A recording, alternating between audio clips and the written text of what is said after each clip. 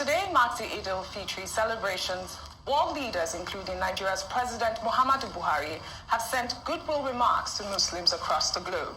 President Muhammadu Buhari, in his message on Thursday, reflected on the 2023 general election and again reiterated that the exercise was transparent and that his prominent Nigerian leaders, including President-elect Bola Ahmed Tinubu and the Labour Party presidential candidate Peter Obi, also congratulated Muslims across the world.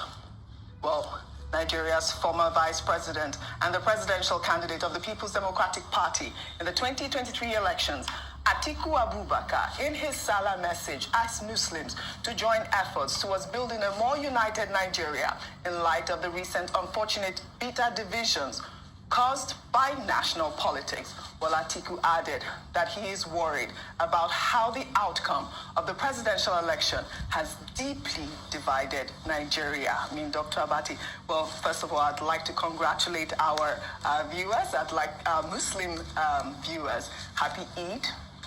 Yesterday, we took a story of Lai Mohammed, who also talked about the fact that the 2023 election was, free and fair, was peaceful and, the least violent in Nigeria. And here we can hear President Muhammadu Buhari re-echoing his thoughts as well. I mean, like you said yesterday, a lot of people would disagree with him, but, I often wonder why this is the time to, talk about, events like that. But also Atiku Abubakar, we've heard that, we've not heard from Atiku Abubakar in a long time. It's refreshing to hear from him and, celebrating Muslims in the way that he did.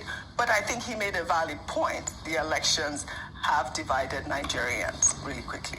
Well, two perspectives on the elections, depending on what side you're on. And when I heard or read his statement that Alhaji Atiku Abubakar, I thought perhaps he kept quiet due to Ramadan season. So now that the Ramadan, holy month of Ramadan, where they were fasting, so he kept his peace. And now that Ramadan is over, he now feels all right, or feels the need to speak out on the elections, and just to coincide with that. This is not the first time the president is saying that this was a free, fair, and credible election, was peaceful, and all the nice things about what an election should look like. However, the obvious, the evidence before us says the contrary. And Alhaji Atiku Abubakar puts it best in terms of saying that it was divisive. It was very divisive, and we've seen the outplay of it on social media. We've seen more divisions along ethnic and religious lines with regards to how people have come out, individuals being affected, businesses. In fact, people are saying that they will not hire people who are not from their particular ethnic group. That's how divided we are currently. It would be great to understand the metric by which the president has judged these elections, to give such a judgment as to how free and fair, or to laud it as being a great cycle. A number of CSOs beg to differ, a number of international observers beg to differ, a number of analysts beg to differ, and a number of Nigerian citizens beg to differ. All right. Well, in the meantime, Nigeria's president-elect Bola Ahmed Tinubu on Thursday announced a 13-member presidential inauguration committee ahead of his inauguration on May 29th. The committee will plan a week-long inauguration event that will usher in Tinubu and his vice president-elect Kashim Shettima as the president and vice president of Nigeria. Well, first on the list is Bayo Ononuga, a spokesman for the Tinubu Shettima Presidential Campaign Council. He will serve as head of media and publicity. Also on the list is APC's Deputy National Chairman, Senator Abubakar Kyari, who will coordinate and direct the committee's finance and budget, while Colonel Abdulaziz Yaradua, the younger brother of the late President Umaru Musa Yaradua, made the list. He was nominated as a head of security and ceremonial parade. Ceremonial parade, I did see. I don't know, Rufai, you weren't here when, that video was circulating on social media where, the military were preparing for the inauguration, but also a lot of comments have been raised with the people that were picked as members. I don't know what your thoughts are. People talked about Bayo Ononuga as well. It's just an inauguration committee. Yeah. I don't have problems with anybody picking the inauguration committee. It is the APC's inauguration committee. Definitely Bayo Ononuga has done a lot of work for them as regards, publicity. But I have a lot of problem with most of his very ethnic and vile comments, which is not befitting of a veteran struggles in this country. And that's why a lot of people have asked what changed with Mr. Bayo Ononuga, with the kind of words he has said over the years, and now the things he's saying now because of politics. Yes, he has a spread, a cross-section. I've got nothing with that. Nature abhors a vacuum. There's going to be a transition team and all of that. Yes. But please, for the love of mercy, I'd like to comment on a story I have commented on. Let us see the truth always in this country. The truth will make you free. I'm seeing this attempt to push an agenda that this election was free and fair. It was anything short of it. Is it an election where a state broadcaster sponsored an electoral coup with Binani reading a public address of an election that has not been completed, and today NBC has not fined them? Is that a free and fair election? An election where only Jennifer's crime in Surulere was because she wanted to vote and she was stabbed in the face, but she still votes with blood dripping?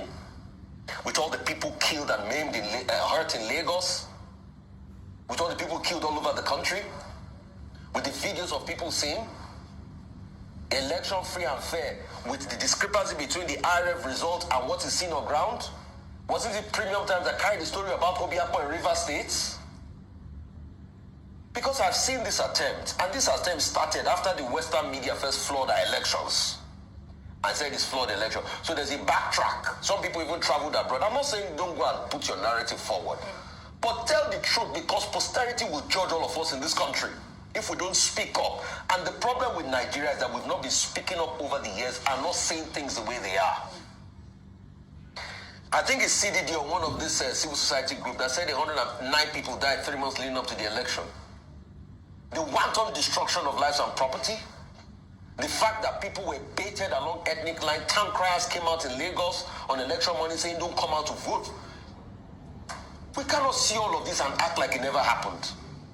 And the holy month of Ramadan is a month of healing for a lot of us. So please, I would like to ask you, in this month of denial of fasting, what did you learn about the love of God? What did you learn about the love of God for you and for further human beings? Did the love of God, did it trump the love for humanity? Because you say you practice what you preach, but you did anything just to be able to get power. But you forget that you will leave this earth somewhere, and everything you acquire, you won't take it anywhere with you. Those are pertinent questions. Dr. Abati, your thoughts on both stories? Okay, first, look, the whole point about whether the election was free, fair, and credible. We have seen various reports by various observers, local, regional, and international, and there have been, observations made about how there were irregularities in that election. We've seen newspaper editorials telling the whole world how that was a flawed election that produced the outcome, but with the caveat that Nigeria could even organize elections and do so successfully raises hope about the future of democracy in Africa, given Nigeria's strategic importance. I'm just trying to do a quick summary of what others have said. But it is also, at the same time, as some people have argued, perhaps the most controversial election in recent Nigerian history. And that is why there are already over 400 cases before the tribunals at various levels. That is why even INEC is saying that he's looking for 3 billion for lawyers' fees. Because INEC is joined in almost every of the cases. In fact, lawyers are even saying 3 billion is not enough after we have spent so much money on the same election. That is why even in the presidential election, people are in court. Yes. Okay? So, and the presidential election petition tribunal, people are even saying, why has that tribunal not started sitting up till now? So there are issues. There are persons who have grievances. But you can understand where the president is coming from. If the president says, oh, it was free, it was great, and that in fact, he as president even lost in his own state. Yeah. And that's evidence that, he was not trying to influence anything. Don't forget that the president had promised before and even after the election that he wants to leave a legacy of a successful electoral process. But history will determine whether, President Buhari can at the elections conducted under his watch as part of his legacy. What is clear is that already people are already saying, look, we still have to do a lot in terms of reforms. As for the greetings to the Muslim Ummah, well, I join you also in saying Eid Mubarak. The one thing that we should note is that the general elections in 2023 coincided with two major religious events: Lent with Christians, Ramadan with Muslims. And this is a very religious country where you find a church or a mosque at every street corner. And yet, during the month of Lent, and yet, during the month of Ramadan, people were snatching ballot boxes. People were rigging. Electoral officials were misbehaving. We witnessed the most recent, the most brazen hoodooism in Adamawa State, where a resident electoral commissioner knowingly, willfully violated the law and usurped the functions of a returning officer. And yet, these are the same people. Some of them have been to Jerusalem. Some of them have gone to Mecca. They go for Umrah at every time. But they don't behave like true Christians. They don't behave like true Muslims. So one of the major challenges we face in this country is this gap between what I call private morality and public morality. Everybody is very religious, going to mosque, going to church. When it comes to conduct in the public space, the most pious people are the most, problematic in terms of conduct. And that's part of the problem we have in this country. Well said, Dr. Abati. We'll take another story.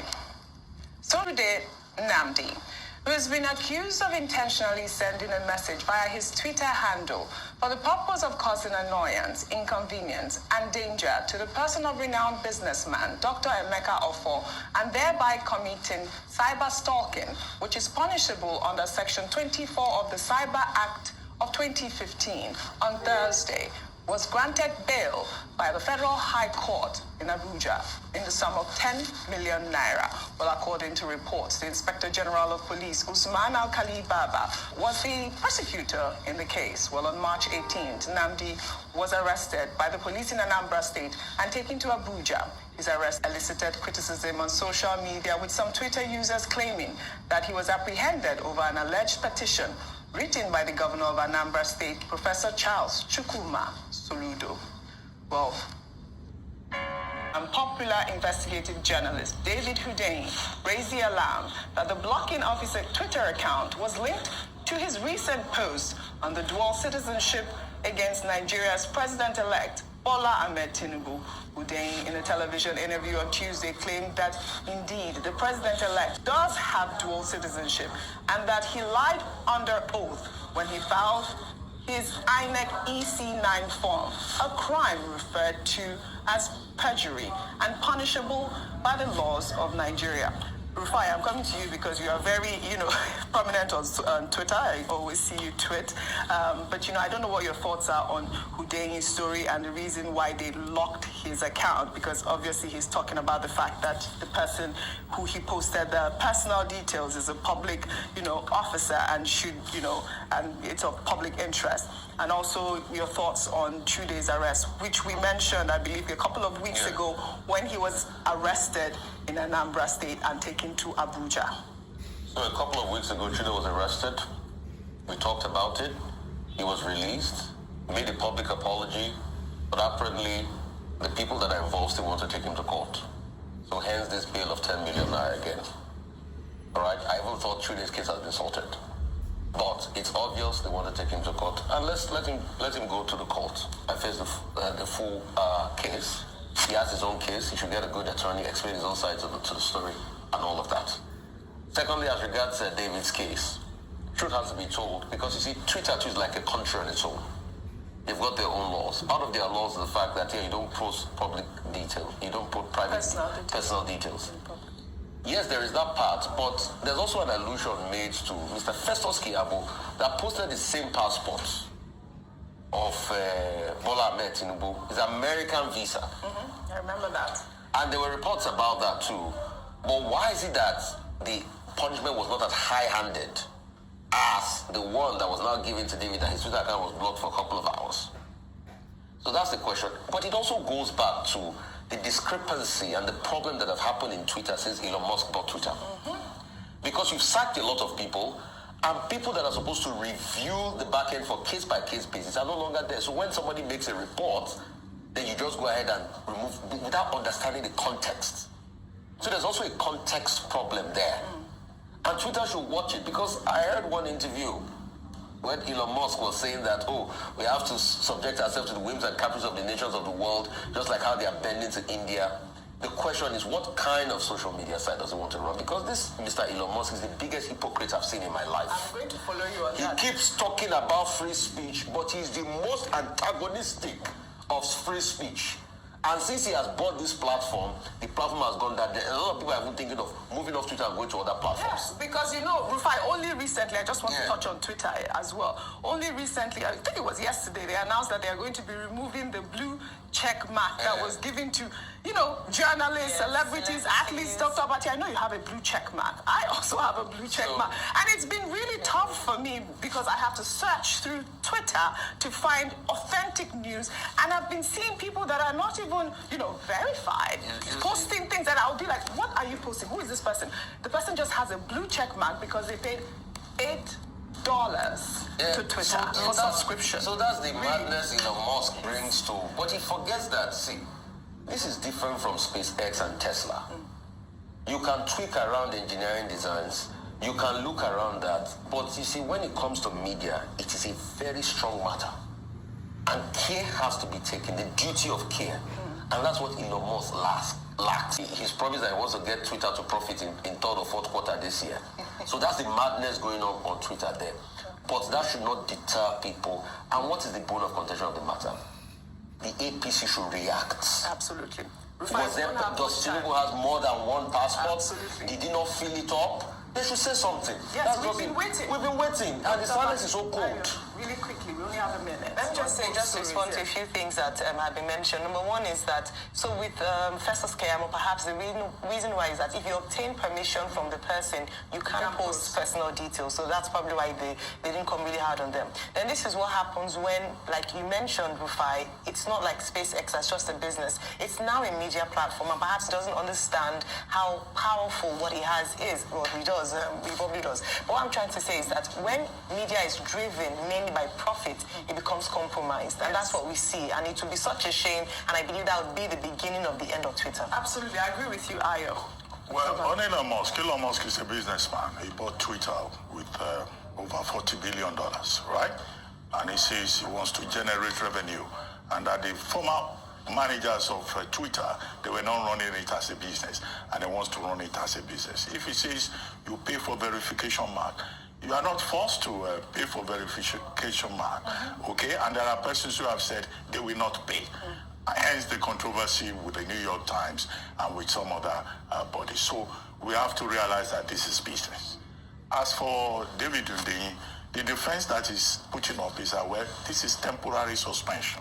It's not that it's been fully blocked or suspended, and that he will come back, because he will make his own presentation. And the defense that he has given is a certain principle about public figures. That once you are a public figure, you are very limited claim to privacy. Exactly. The principle in law is called volenta non fit injuria. If you don't like it, don't go near the kitchen. Yes, okay, exactly. So it's good to hear that, that's suspension.